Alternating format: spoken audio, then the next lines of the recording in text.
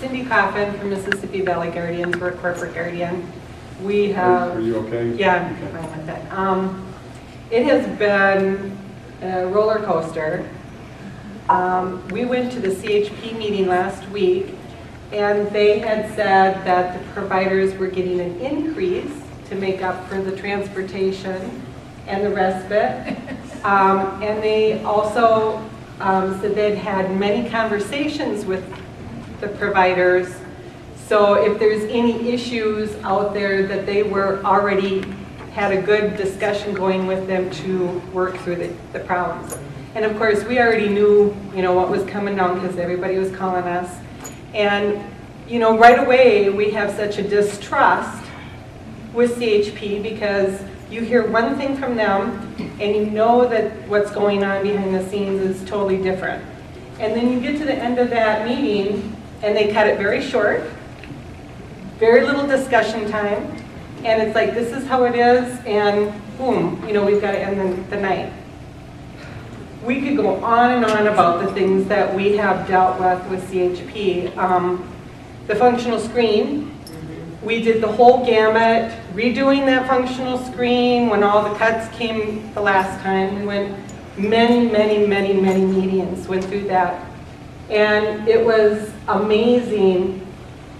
We sat with the teams, went through those functional screens, and then when we requested the new screen, how little actually was changed. If anything. If anything. And yet we brought up, we got from the county the screen that was done, the initial screen, the last screen that they did at CHP, which they do it with, their whole system is amazing.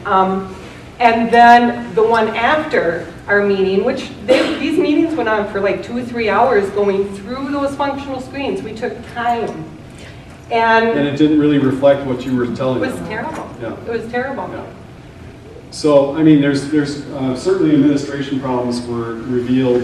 Last year, the Department of Health Services came in and did a pretty intensive look behind after all the problems that Rock mentioned earlier were revealed.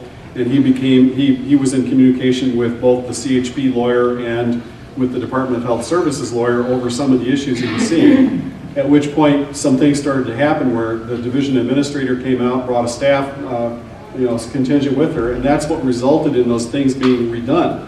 The problem is that if you have the social workers being told to redo something and they don't really believe in it in the first place and they think what they did originally was okay, how much motivation do they have?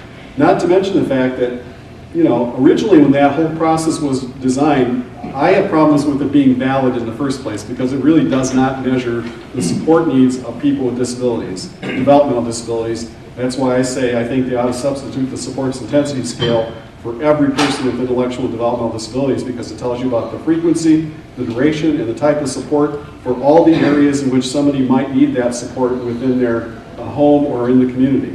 So it incorporates behavioral issues, et cetera, et cetera. Well, I'm an assessment expert and I'm not going to bore you with all that, but it's a more valid way of doing things. But even if you assume that there was some validity to the use of the functional screen for people with developmental disabilities, you have the problem that they weren't following the procedure that the state taught them to use, which is you can't go to a person with an intellectual disability and ask, can you make a meal? And the person says yes, and it's like Rock said earlier, and what we know is that person can't even make a peanut butter and jelly sandwich. And they're saying yes, and they're being believed, and that's what's entered on the functional screen. Well, the way that was supposed to be dealt with is they're supposed to interview collateral contacts, people who know the individual well, which they were not doing, and which many of the managed care organizations around the state have not been doing. Something I heard elsewhere, though, was if you had 10 care managers in the room, and you asked them, is making a peanut butter jelly sandwich a whole meal? Half would say yes, and half would say no. And then the validity in the training is just terrible. But just the conflict of interest. You have the managed care organization doing their own functional screen for Yeah, that person. yeah. And of course, you're not going to get, you know, that, Well, it's called gaming the system. Whenever somebody benefits one way or another by the results of an assessment, they game the system.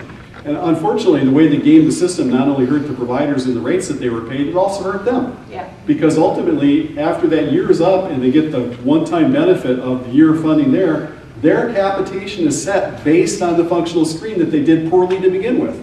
So it was a bad strategy. Whoever thought that one up Yeah, probably needs to... there's a train wreck coming if functional screen scores keep changing in CHP land.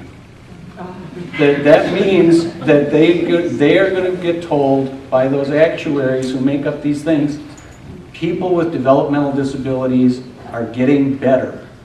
And so they don't need as much, and the capitated rate will actually go down. That's already happening.